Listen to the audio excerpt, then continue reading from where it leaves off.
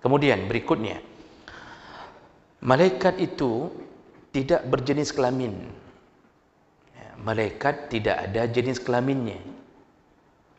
Ada salah satu kepercayaan dari bangsa jahiliyah bahawa mereka meyakini malaikat itu adalah anak-anak perempuan Allah. Jadi ciri-cirinya malaikat itu adalah perempuan. Maka cuba bapa lihat gambaran malaikat yang digambarkan dalam lukisan-lukisan, itu bentuknya bentuk perempuan. Ada anak-anaknya, anaknya berbentuk anak-anak perempuan.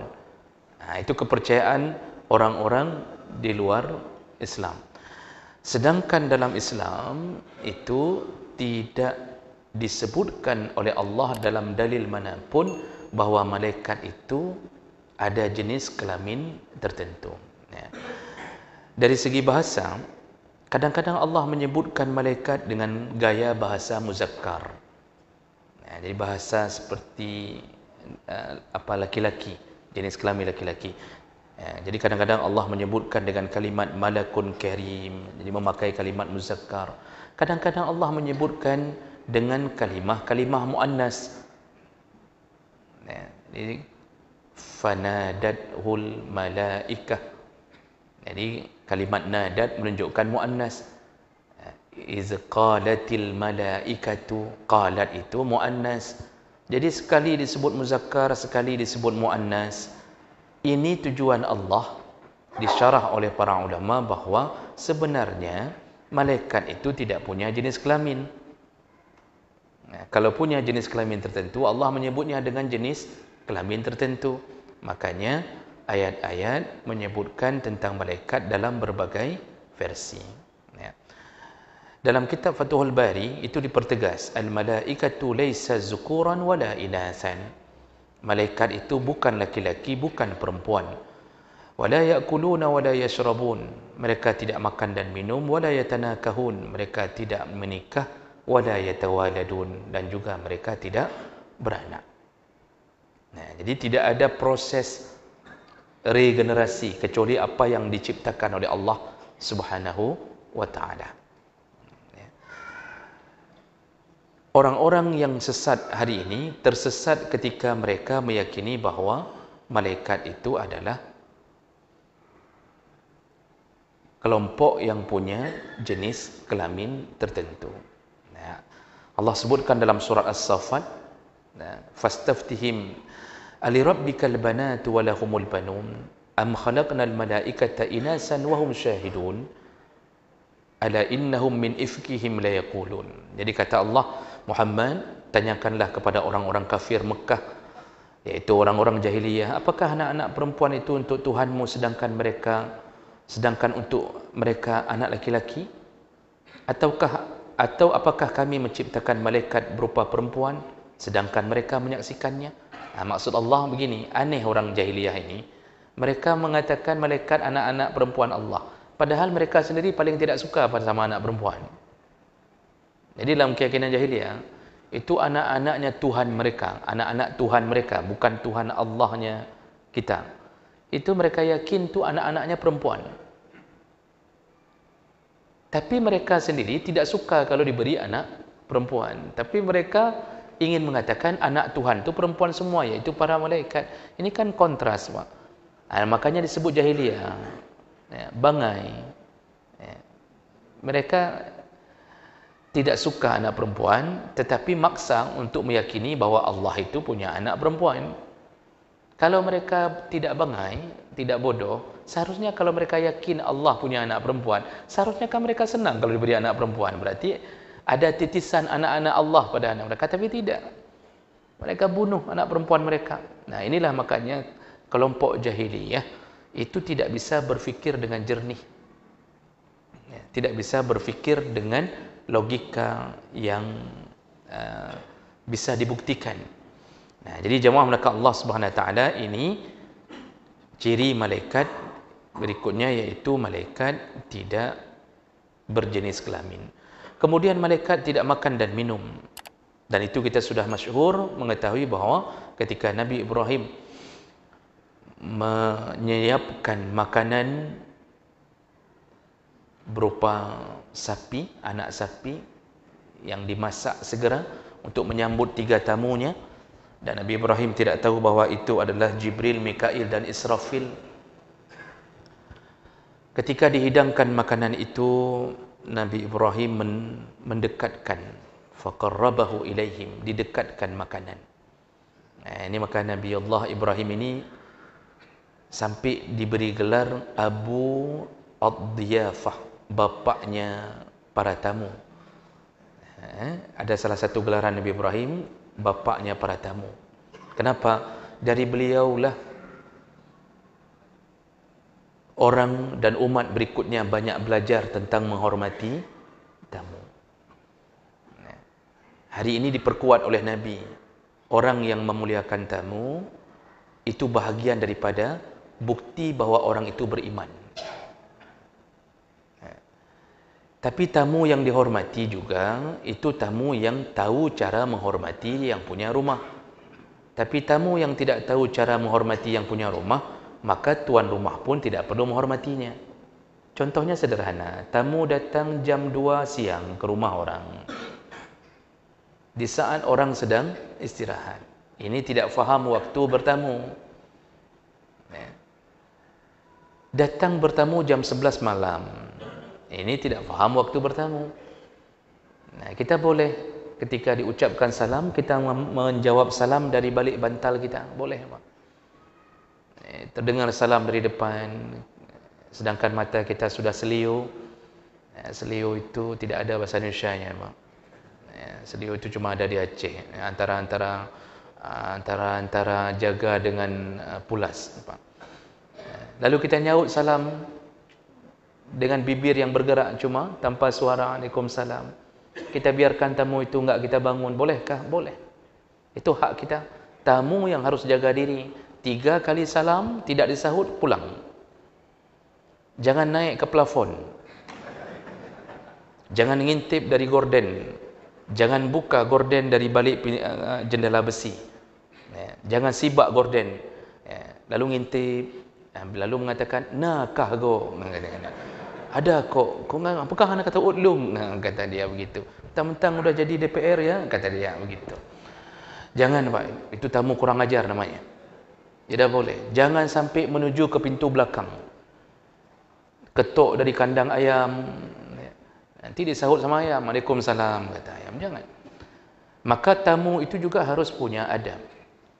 Nanti kita akan terbahas ketika membahas fadilah menyambut tamu. Ini masih panjang cerita. Kita baru selesai rukun Islam. Ini baru masuk ke rukun iman. Masih panjang cerita kita. InsyaAllah 2024 belum tentu selesai ini, Pak. Sudah berganti presiden pun belum tentu selesai. Nah, jadi malaikat itu didekatkan oleh Nabi Ibrahim makanannya. Nah, ini salah satu adab juga. Kita ketika menyambut tamu, dekatkan makanan. Jangan jauhkan makanan dari tamu. Maka settingan meja di ruang tamu jangan jauh dari kursi. Ini kursi samping dinding.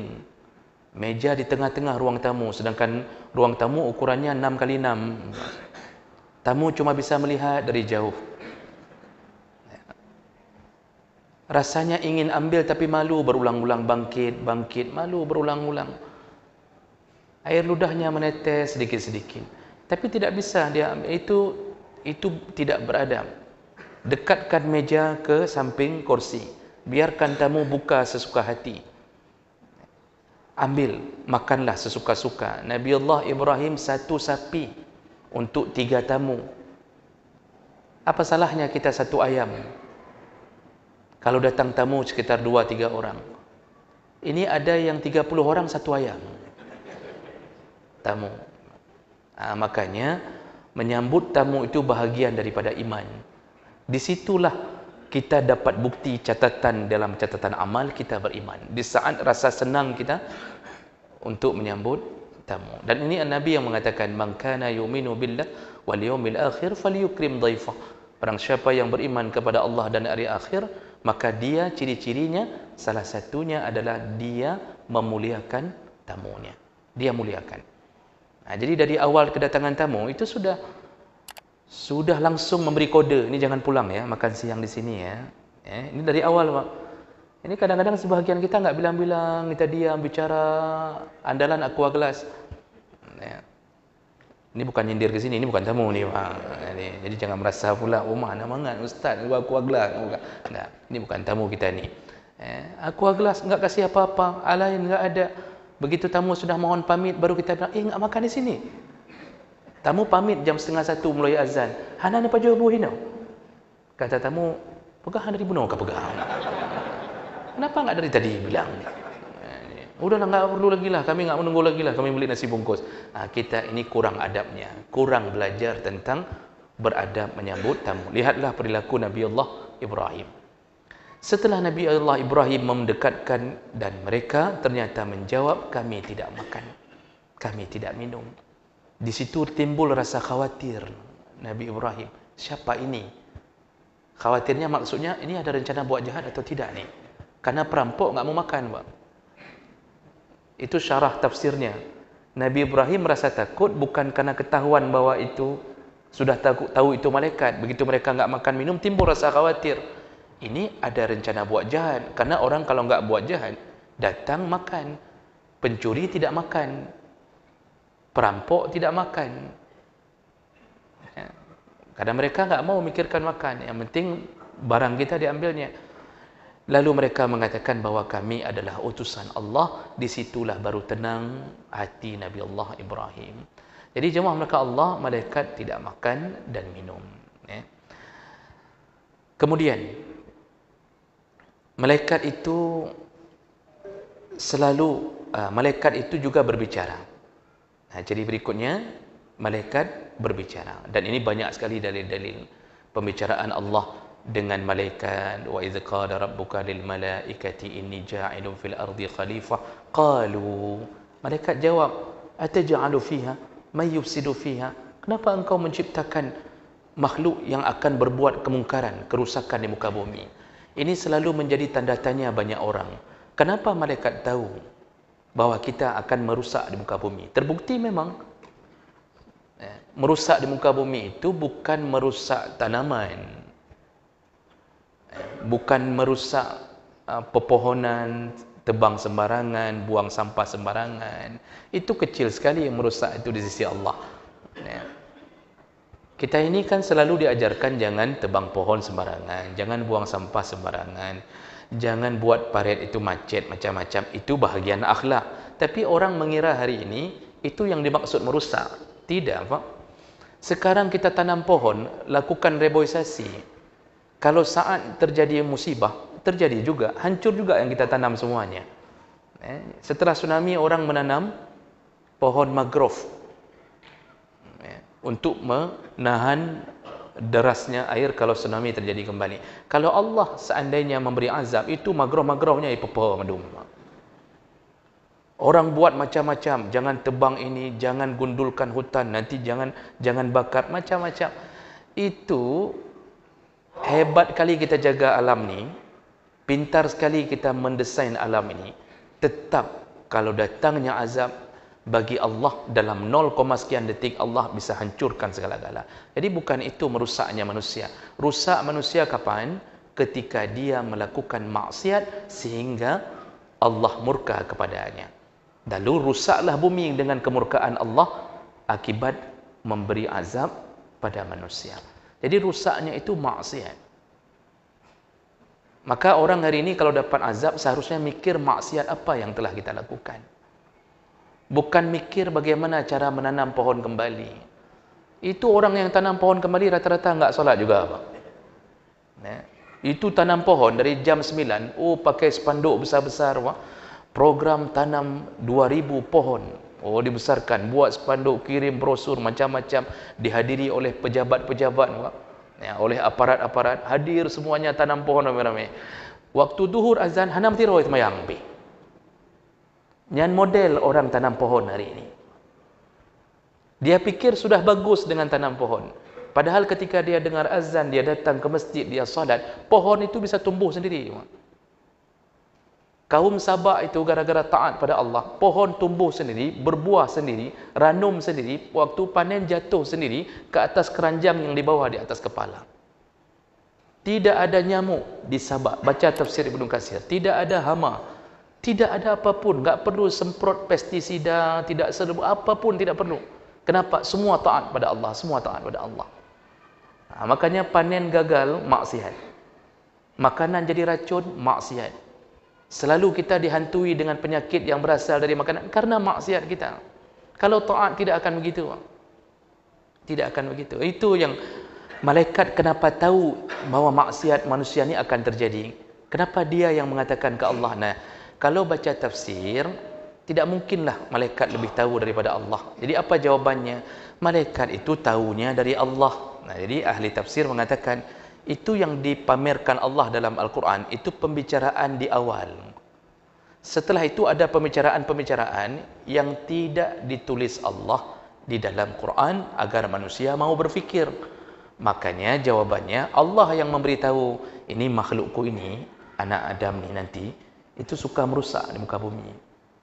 Makanya ke malaikat ketika Allah sudah memplenokan itu, lalu Allah mengatakan, yang kemarin ku cerita tentang makhluk baru, ini contohnya, ini ku ciptakan ya, ku ciptakan. Malaikat nanya, memang jadi yang engkau cerita kemarin yang akan merusak jadi diciptakan ya Allah.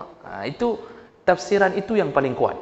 Jadi malaikat tahunya juga dari Allah. Bukan bermakna ada manusia sebelum anak Adam atau ada kehidupan manusia yang lain yang menjadi contoh, tidak. Nah, jadi itu terjadi pembicaraan. Jadi malaikat itu berbicara.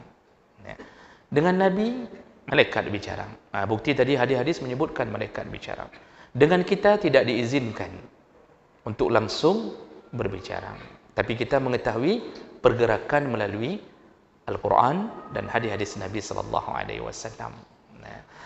Baik, yang terakhir, malaikat itu karakteristiknya yaitu senantiasa taat dan tidak pernah jemu dalam ibadah. Selalu taat. Tidak pernah dia merasa bosan ibadah. Allah yang mengatakannya di dalam surat Tahrim ayat 6, ya ayyuhalladzina amanu qu anfusakum wa ahlikum nara. Wa quduhan nas wal hijarah 'alaiha malaikatun ghiladun shidadun la ya'sunallaha ma amarahum wa yaf'aluna ma yu'marun. Kata Allah, jagalah dirimu wahai orang beriman dan keluargamu dari api neraka. Kenapa? Itu malaikat ya, yang menjaga neraka, ghilad, syidad, itu bengis, mengerikan ya, tegasnya minta ampun. La ya'sunallah, tapi mereka tidak pernah bermaksiat kepada Allah. Wa yaf'aluna ma yu'marun, mereka selalu taat apa yang disuruh oleh Allah. Nah, yang ciri-ciri malaikat. Jadi malaikat itu tidak ada bantah. Yang paling banyak membantah siapa? Manusia. Manusia paling banyak membantah. Ya, makanya Allah menyebutkan dengan kalimat manusia itu sering ingkar. Ya, kadang-kadang Allah menyebutkannya lakanud, manusia itu keras kepala. Lalu disebutkan khuliqa halu'a, dia dicipta dalam keadaan berkeluh kesah. Kita sudah tahu ini disuruh seharusnya taat, tapi tidak. Banyak yang enggak salat hari ini. Ya. Kita sudah tahu ini haram, itu haram, tapi tetap dikerjakan. Maka manusia itu suka membantah. Hari ini ada orang yang sok-sok pintar, mencoba menafsirkan sendiri Al-Quran, menghina Allah, menghina makhluk-makhluk Allah. Jadi melecehkan kekuasaan Allah. Banyak para munafik hari ini muncul. Ini contoh-contoh manusia berbeda dengan malaikat yang selalu taat kepada Allah Subhanahu wa taala. Jadi kalau mereka disuruh tasbih ya tasbih, disuruh angkat arash mereka angkat arash. Itu enggak akan ada bantahan sama sekali. Disuruh sujud terus sujud. Disuruh memuji-muji Allah terus puji-puji Allah. Begitu saja kehidupan malaikat. Jadi kalau begitu kesimpulannya, mana lebih mulia malaikat dan manusia? Karena banyak hari ini yang mengatakan manusia lebih mulia karena manusia diberi nafsu. Lalu ada perjuangan dia melawan nafsunya, malaikat enggak ada nafsunya, kan begitu kata orang. Jawaban, salah satu jawaban dari para ulama termasuk Ibnu Taimiyah dalam kitab Majmu' al-Fatawa menyebutkan kesimpulan manusia baru lebih mulia dari malaikat ketika dia masuk ke dalam surga, maka malaikat berada di bawahnya, malaikat yang menjadi dayang-dayangnya. Tapi ketika belum masuk surga, malaikat lebih mulia daripada manusia. Jadi ketika di surga kita sudah menjadi bosnya para malaikat. Kan malaikat yang antar-antar makanan, Pak. Jadi oleh karena itu, mudah-mudahan ini perkenalan dulu terhadap malaikat semakin membuat kita yakin bahawa malaikat itu ada, ya, dengan berbagai karakteristik. Subhanakallahumma bihamdik, asyhadu an la ilaha illa anta, astaghfiruka wa atubu ilaik. Wassalamualaikum warahmatullahi wabarakatuh.